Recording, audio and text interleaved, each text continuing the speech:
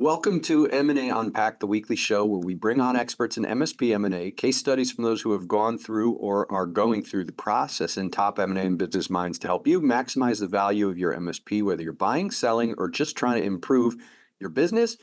And make sure to subscribe to the Kaseya YouTube channel so that you know when new episodes drop, and you can even save the M&A Unpacked playlist for easy access. So today I'm joined by Ryan Vestby.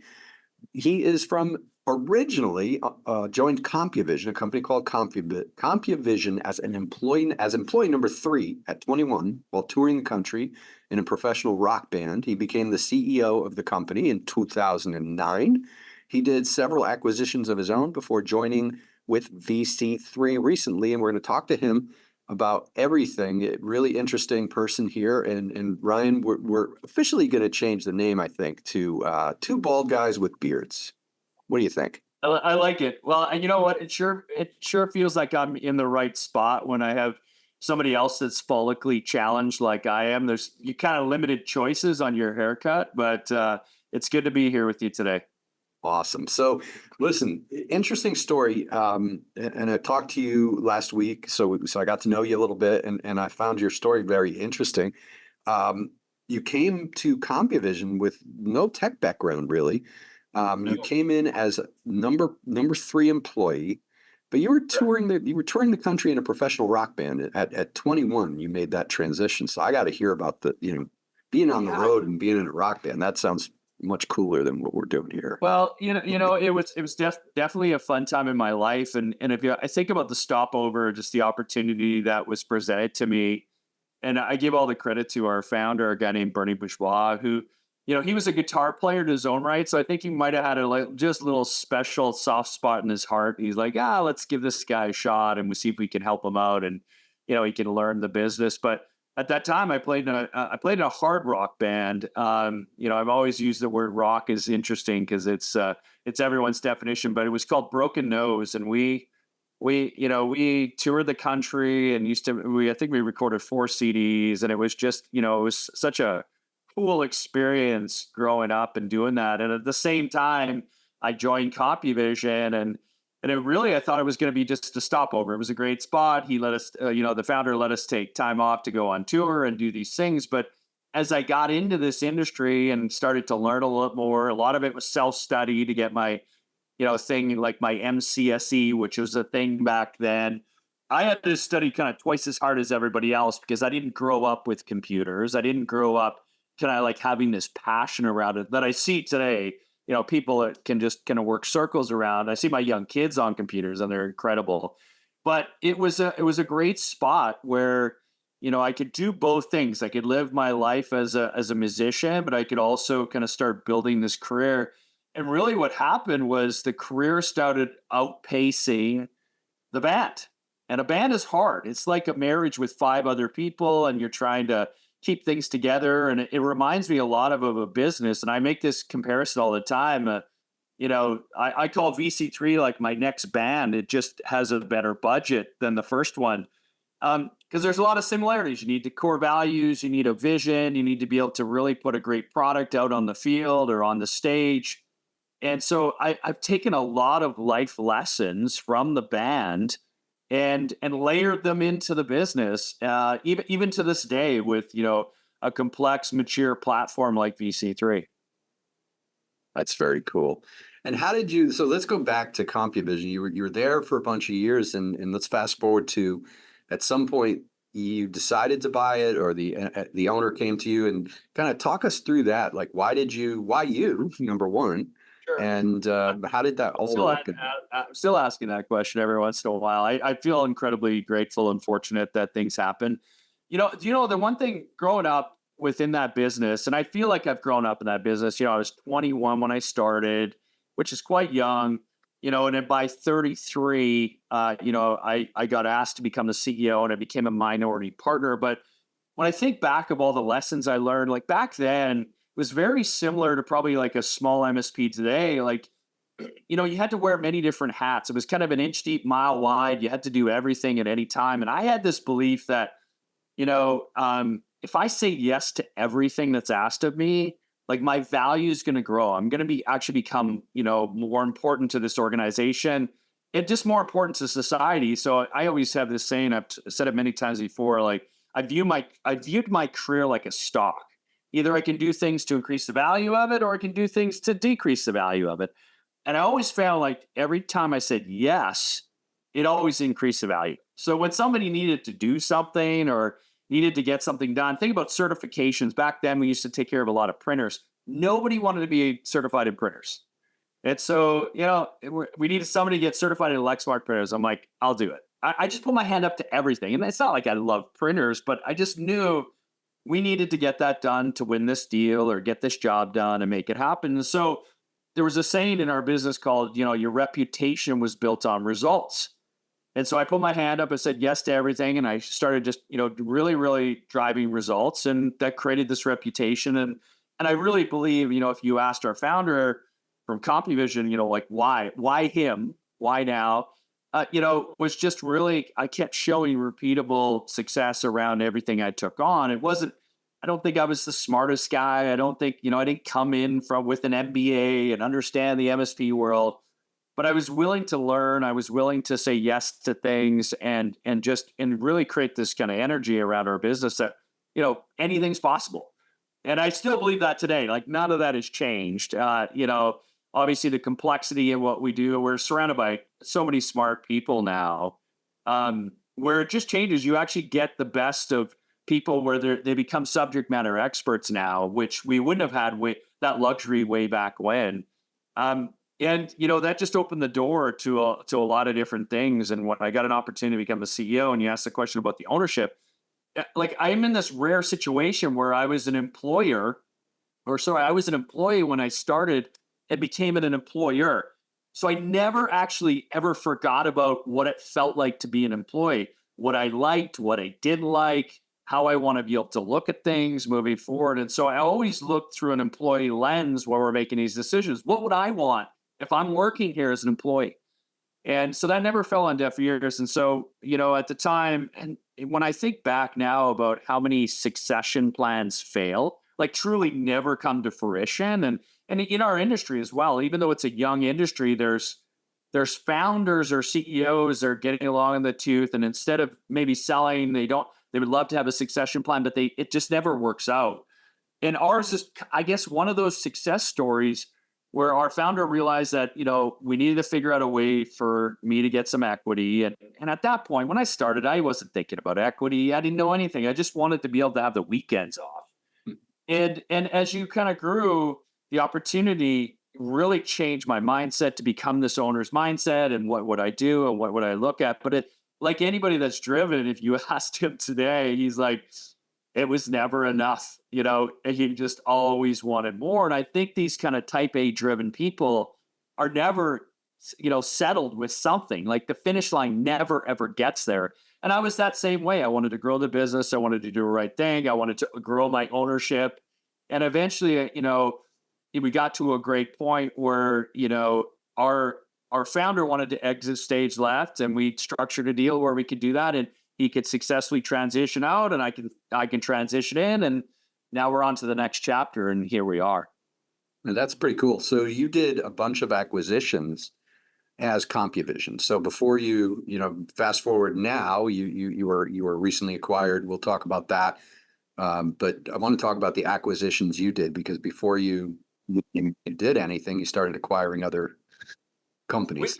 We did. We actually acquired 2 companies as CompVision. So I don't say a lot. We looked at a lot. And I think back now how sophisticated we are as we acquire businesses now in, due diligence and underwriting. We just know it far greater. And it's like anything, when you start, you're not very good at it. You kind of fumble your way through the dark. And that I would have said that would have been us too. And I appreciate the patience of the sellers that, we looked at. We acquired 2 small businesses within our province, one in kind of the 2 large cities that were there. And when I think about it, it was just myself and our president at the time doing the due diligence. And, we thought we had all the right questions to do and get it all right. But as you unpack it, there's lots of things you just don't know. But I think the one fundamental thing that has not changed from doing early day acquisitions to today is cultural fit. It's like the number one thing that we look at today. And it was back then. It's like, can we work with these people? Would I want to have dinner with them on a Sunday night? Put aside the financials and if they made money or did make money or they had good clients or contracts, like all those things are important. Right. But at the end of the day, this is a bit of an arranged marriage. And so we need to make sure that we value the same things, we want the same things, we care about our employees and our clients the same way. And so that would have been the fundamental red thread through all of the acquisitions early days. And that has just continued on. I just think we've gotten way more sophisticated on how we look at things. But if we're ever going to walk away from a deal, it's probably going to be around culture misalignment. And at some point, so you probably acquired your CEO. At some point, he's no longer there, correct? So of CompVision, our founder exited stage left. So we would have the CEOs of the other companies that we acquired. They're no longer with us as well, and their motivators were a bit different. Somebody wanted a little bit of liquidity event, and wanted to exit stage left, and you kind of look at the motivators are a bit different. And I think it's no different in the landscape today. I think why so many people look at it today is because the valuations are much higher than they ever were. They're much higher than when we were buying companies as well. And there's just a lot of focus on our industry because of recurring revenue, because of contracts, because of all those things. And so, the motivators, I think, become a real important component because it's difficult. It's difficult for founders or CEOs or owners to kind of give up control for some liquidity, but still have some upside and have a day, have an outlook of tomorrow in a different kind of business, which can be tricky for people because a lot of times their identity is tied to their business. Like that is one of the same, which gets really, really difficult for some people that I'll say are emotionally charged or tied to their business to be able to let that go, let the name go, let the colors go, all those things. It's like their child. Yeah, and I almost wonder if they realize it when they're doing it, like because I sold a business once and I didn't even occur to me until after. Yeah. Well, and I think what one of the successful reasons why I think we could sell to VC3 in a real respectful way was because I was not the founder of the business. I cared about the business a lot. I've been here a long time, so I was loyal to it, and I really wanted the best thing for it. But it's different when you founded a business versus being a professional leader, which I classify. I don't classify myself as an entrepreneur. Entrepreneurs are willing to take the risk and just put it all on the line, and they start something from zero. I don't think I get that title. I get the title that I was part of something early days, but I didn't take the risk to start it. And then, this next journey of like being a professional leader, so to speak, to be able to take something to the next level, is kind of like the awesome position that I'm sitting in today. But I also think if our founder was going to sell the business, not to me, like to someone else, to external party, I think it would have been much more difficult to separate, themselves from the sale. 100%. What? So let's fast forward to selling to VC3. When did you start? When did you sell to them? And really, when did you decide? Why did you decide to sell to them? Well, it wasn't. So first off, we weren't for sale. We weren't for sale. We had just kind of successfully bought out our founder, myself and my business partner, who was a guy named David Bridges, who's still in VC3 today. He's our president today. And we were just focusing on the future, what it'll look like. And so we have known VC3 for a long time. We were in a peer group together, which, it really shows that actually these peer groups become really, really powerful as you build these strong, trusting bonds and you share best practices, you share what you're doing, what works and what doesn't work. You realize, you get an opportunity to potentially be with somebody that could either acquire you or you could acquire them. And we're seeing this, I think, in peer groups right across the country, which is important. So we had known VC3 for 13, 14 years. We had the luxury of sitting shotgun to see their growth trajectory. They were well, the thing that intrigued me and I always loved about VC3 is they were vertical focused before, verticalization was even a thing, before it was cool. They really, right from their beginning, their humble roots out of Columbia, South Carolina, they focused on local government. So cities and towns, 5,000 to 100,000 in population, very specific niche. And if you think about most MSPs today, if I ask them, do you go after local government? And it's like, oh, we stay away from it. Like we're focused on commercial or we're focused on something else. And because it's a very difficult vertical to break into. It's built on deep rooted trust and, recommendations and those type of things. So we got to sit, Chad got to watch them grow, and year after year, quarter after quarter, they presented great numbers. They were growing the market, vertical focus, and everyone's kind of sitting there going, maybe we should get into local government. And it was a lot easier to say than do. And in our peer group, they were the first ones in 2016 to take a capital partner. So private equity. And think about this, almost 10 years ago, 8 years ago. And so there was half the group going, oh my goodness, you just made a deal with the devil and you're in trouble. This is not going to be good. And then the other half's like, well, we'll see how long this lasts. So it was so interesting being able to see somebody we care about, somebody we trust, somebody we've shared, multiple different things with, to kind of take on this capital partner and see their journey grow. And fast forward 5 years to the month, almost 5 years to the day, VC3 successfully had another recapitalization, and they brought in a bigger, I'll call it more mature partner at a different level, which is the current partner we have, which is Nautic Partners today. And they successfully did it. And we're on the trajectory to do it again. And so VC3 as a whole just proved kind of almost I won't say everybody wrong, but the misconceptions of private equity that it's all bad and they're not going to help you and they're not going to care about your people or your clients. I disagree. I think, not all partners are created equal, but if you find a good one, they can really, really help grow your business and mature your business. And at the end of the day, create opportunities for people. There's all this incredible smart people that work for small MSPs today.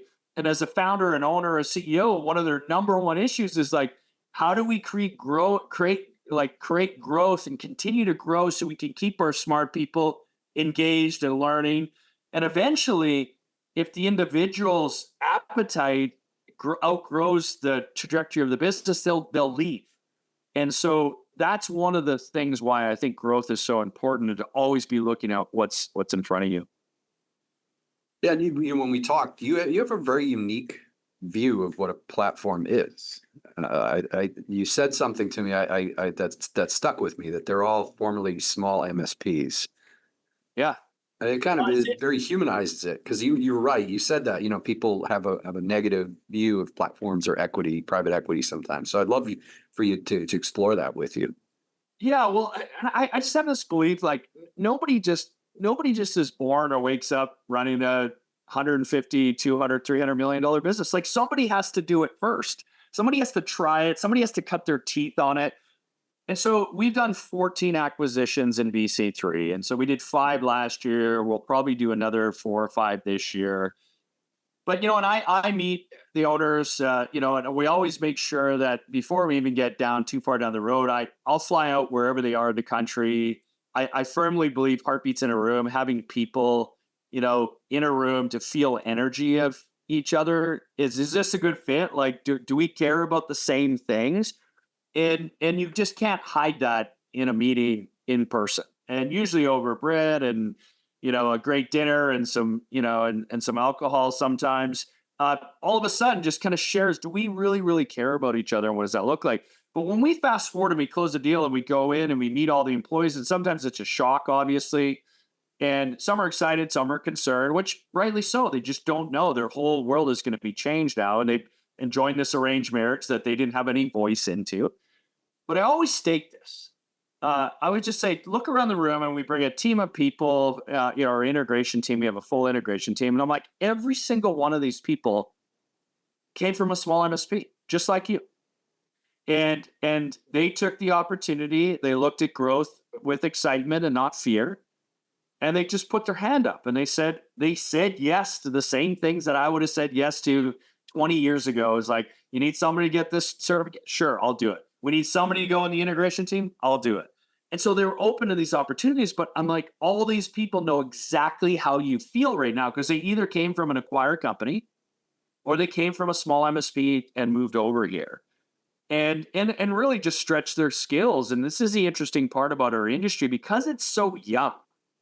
Even to this day, it's so young. It's not like there's this whole layer of veterans that have done this, been there, done that before, running 100, 200, $300 million MSPs. It doesn't exist.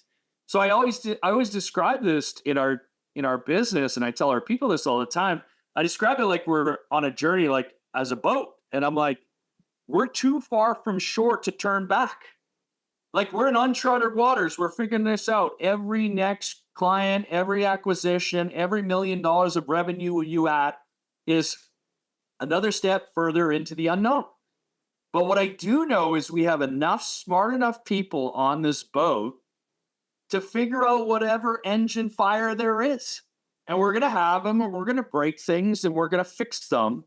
But we have smart enough people that are curious enough to be able to fix these things. And so I just always viewed it this way as I'm like, it's not like it's if we don't know something, it's just we just don't know it right now. But we're smart enough to figure it out. And I think that's what our industry loves. This is why it attracts all these smart people, is they love figuring out problems. And with growth and scale as businesses mature, we're figuring out these problems as we go, and changing the tires, so to speak, or changing the sails as we need to. And let's explore the VC3 a little bit. Like, so when somebody is looking to come in, when somebody's engaging with VC3, what is life like after? And I know you talked about, you're very high on seller having equity, and you never take it. You don't want them to ever take it off the table. Like, what's it like for the MSP selling? Well, so it's interesting because there's lots. So first off, a potential MSP owner that wants to sell, there is endless opportunity. There's endless options out there. Like, I think it actually is becoming more and more difficult for a potential seller to kind of choose, because there's some great platforms out there. As all of this matures all at the same time, there's great platforms, and so then you think about what's the right platform for me. And I'll give you the example that even I'll speak personally, because I was a seller, 2.5 years ago. We sold our business to VC3. So I can really relate to the sellers on our side, the other side of the table today as we talk. Because I'm like, I was you. And so I know what you're feeling and what does this look like? And you have moments as you go through due diligence, I'll just tell you, I'm like, oh my goodness, our business is horrible. We got so many things to fix, and here it is. And then there's like moments where like, okay, we got something, we're good. But it doesn't matter. Like, obviously, like what you got done or what you did do are going to help certain things in valuation. But if you've got a good business and there's a level of care, you take care of your people, you take care of your clients, then you can go in the right direction. But when I think about this selfishly as a shareholder of a business, in my mind, you never want to be completely out in equity. And so what I learned is, like, when we sold, I was 45, 46, and I'm like, I'm not looking to retire. I'm not looking to get out of this space. I'm actually looking to join forces with somebody bigger, more complex. And I don't want it just to be Groundhog Day. And I think there's a lot of MSPs, and I was one of them for a long time, where, things are running good. And it was just the same thing day in and day out. Another $5,000 a month account, hopefully another problem over here to put out. And there was no really challenging problems to figure out, because you just kind of have it running on cruise control. And I think everybody needs purpose. But I wasn't out of the industry, and I still wanted to reap the return on my shares. And what does it look like? So for our model, we want all sellers to roll a minimum of 30% equity into the business. I want them to become shareholders of EC3. So when I looked at this when we were selling, and I just had the luxury of being, a front row seat to seeing VC3's growth and the trajectory and how much green space was in front of this platform. It was more about me becoming an owner of VC3 than it was me selling CompVision. That's what I cared about more than anything. So we rolled, like myself and my business partner, we rolled the majority. I think out of all deals, we rolled a ton of equity for it because I'm just like, first off, I believed in the platform and I believe in the industry. So if you don't believe in those two things, well, first off, you probably shouldn't sell to that platform. And if you really truly don't believe in this industry that there's a ton of upside still, then you probably should sell to somebody, get all your equity, and go do something else. But the thing I looked at is when you get a bit of liquidity from selling your business, which in our case, most people get 70% of the value out. Well, now they have this problem. They've got to go place this money somewhere else in the markets or real estate, whatever, hoping to get the same or better return of the business they just sold. But in our world, you actually can get better return within the same vehicle if you believe in the industry and you believe in the vehicle. And so that to me is kind of one of the number one things I tell people. You want equity in perpetuity forever because at some point you're going to just be playing with house money. You'll scrape up enough to be able to take care of your family and do the right things. And then, you'll reap the benefit of the upside and all the work. And that's been really, really valuable for all of our previous owners of businesses. They're all shareholders. They're all on the cap table today, and they get the upside of everybody else working hard. But what is principle-based selling? We had a conversation about that, and I want to bring that up with you again. You said your comment was that it's great, but it doesn't scale. I wanted you to talk about that a bit as we kind of move into the portion of this show where we talk about what kind of MSP business you guys are looking for. What kind of who should be stepping up to VC? So I just think our industry really grew up around learning principle-based selling. And we in CompVision we did it as well. It's very, very difficult to first off hire and train and nurture good salespeople, outbound salespeople, account executives, whatever you want to call them. So you can imagine when you have a $1, $2, $3, $4, $5, $10 million MSP, if you could get the principal, like a CEO or president or an owner of a business, to be the one that's front facing, is the tip of the spear to have these conversations, they're probably going to have enough passion, enough understanding of the business to really build that trust to the prospect and sell a deal. And it's fine for those size of businesses that you only can consume so much. So one deal a month or one deal every 3 months to like onboard and take care of and nurture it. Everyone gets fed within the business, just having one hunter out there looking for new businesses. But unfortunately, in a way, what it's done now is we're in the kind of the next journey, the next tier of the MSP world. It's actually now becoming a bit of a detractor, because in our world, when we look at businesses and if they only have principle-based selling, that's, I won't say it's a risk, but it's a concern. We would draw a box around it saying, well, we're going to have to hire sales reps. We're going to have to hire people in that business to be able to not rely on a founder to do all of the selling. And so I think it was fine as we all grow up. And if the deal was we're never going to sell, we're just going to earn and take care of everybody within the house, it's okay. It works great. But as we move into this journey of like this change where everyone's looking to potentially sell or grow or join a platform or be a part of a platform, the principle-based selling actually detracts the value from your business. So you're better off trying to hire somebody that can actually close deals and do it and nurture them. That is not the principal, not the CEO, not the president, because it'll be much more valuable in a sale than if you were just selling yourself. So, and what kind of a company are you guys looking for? So now you're you're an owner in VC3 now, and you're looking to acquire new companies. What are you looking for? Well, first and foremost, obviously like-minded culture is number one, but we're a bit more prescriptive in regards to where we want to work, because we're focused on local government. That is our vertical. We have a saying internally, serving those who served.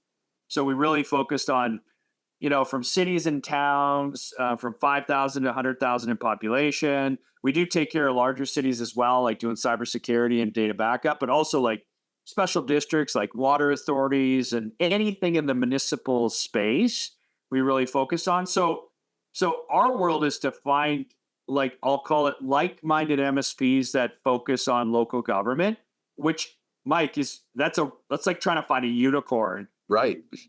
Amongst the MSP world, it's very, very rare to find somebody that focuses on local government. We have acquired two or three that did, and they've been successful. And we're speaking the same language. We have the same belief system.